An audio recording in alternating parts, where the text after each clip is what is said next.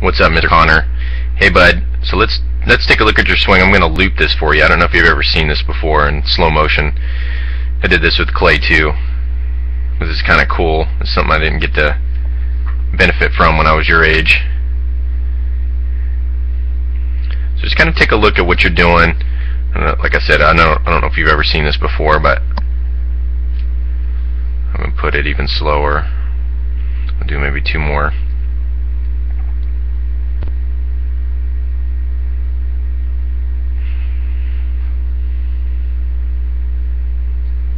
Okay, let's go one more.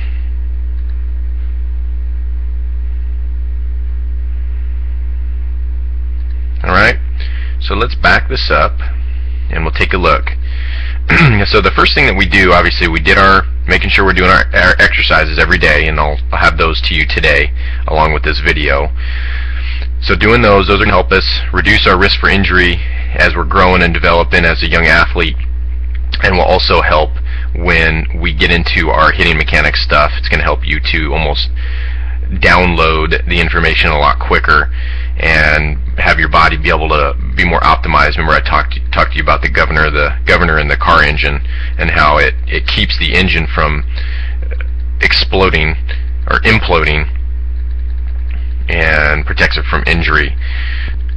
So so what I want to look for first, we went over your foundation and looked at your stance, and I wanted you, I know we're a little open with our stance, but I want to make sure that when that front foot touches down, that, remember, we can take the knob of that bat, place it on the mid-thigh, and touch the inside corner of the plate. That gives us just enough plate coverage to be able to hit that inside pitch effectively and the outside pitch. So make sure that we work on that this week. That's an easy fix. We don't even have to worry about the swing. It's right before we even swing. So I want you to work on that. But let's take a look at vision. Okay, what I like to do is once your front heel touches down, the head should stop moving. The swing that we're going to talk about in the future is that head can move all the way up until that heel drops, that front heel drops. So about right there, heel drop. Okay, that's usually when our hips start to open and we begin to swing. It's really hard to turn your hips on your toe. So your body, the way it functions is once that heel drops, then that signals to that hip to open or to start rotating. So what I do is I take an oval, so I can make a good one here, draw it around the head. So at this point, your head should stop moving, shouldn't move up, down, forward, backward, anywhere. It should actually stay right there and should go right on that axis, your spine axis. So your spine and your head should all stay the same. As you can see, it drops down almost like your vision. You go from an upright, two eyes on the ball, to a kind of sideways two eyes on the ball, almost like a sidewinder, how a sidewinder would throw a frisbee fastball.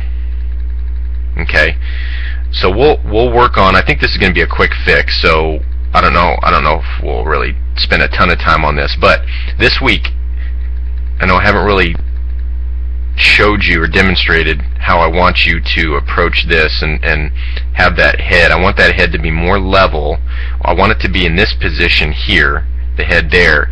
You can turn the head from here, not tip it to the side towards the plate, but actually turn the eyes and catch the ball out in front right here with the almost the corner of your eye, and take your two eyes, just like if you, I don't know if you play video games or not, or if you're outgrown that. I know I got 33-year-old friends that are still playing video games, so I don't know if you can really outgrow it anymore. But I want your eyes out. I want your eyes in this general area here, and catching the ball at the corner of your eyes that comes in. So I want to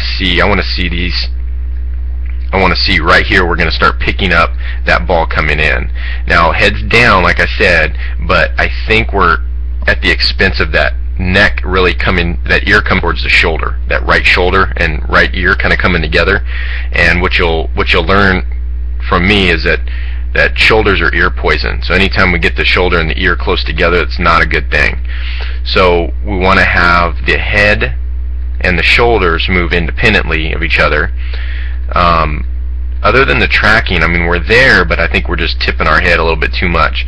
So if anything this week, besides making sure we got depth to the plate is okay, that we're going to reach that inside pitch, is I want you to work on getting your nose and putting it behind the barrel. You can't take, wherever your nose goes, your eyes go. So if I were to say keep your eyes behind the barrel, shoot, I can put my eyes out here and I can see the contact out of my peripheral vision, out of this corner of my eye, but that's not how we watch TV. That's not how we play video games. It's not anything we want to win at. We don't do it that way. So we want to keep the eyes square at contact and nose behind the barrel. So if it's one thing this week you want to work on nose behind the barrel. Okay. So where we're going to be going with your swing. So vision is definitely, after stance, is pretty important, like I talked to you on Sunday. The other thing is that we're not gaining a lot of momentum with our feet, which we will do, which we will work in. We just kind of turn on this back ankle like we're squishing the bug type of thing, and we're not really gaining a lot of ground. This is a very defensive swing, and makes it, there's a with the knob to ball and down and through stuff we talked about, it doesn't put our barrel in the zone very long. As you can see, that barrel kind of here starts here, and then we're really trying to get it into the zone here, and then don't have much after the fact. And so we definitely have some down and through upper body issues or challenges that we'll clean up. Lower half we're going to work on after vision. So if you get that vision down, nose behind the ball, keep your head down even past contact, so you don't pick your head up until you've finished your swing, almost finished your swing. Your nose behind the barrel, and we see on Sunday. Then we're going to start working the forward momentum stuff.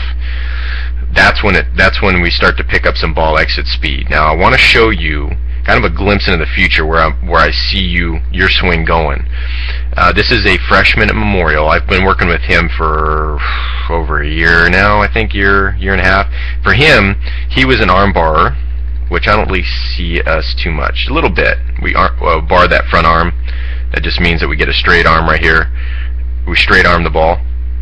Your back elbow doesn't seem like it's as big of a deal. It is kind of racing past the hands. So, but that's basic of most of the kids that play at your level and even younger, is they use their arms way too much in the swing and not enough hips. So where I see us going, just quickly, I'm going to loop this swing, and actually we'll go full speed. Okay, so you can see gaining ground. This is Charles in Memorial, gaining ground with both feet. You can see those two baseballs down here, and how he's both feet are moving forward, and that he's getting a good lean back after contact. He's moving forward, then moving back. So anyway, that's where we're going, brother, and I'll talk to you soon.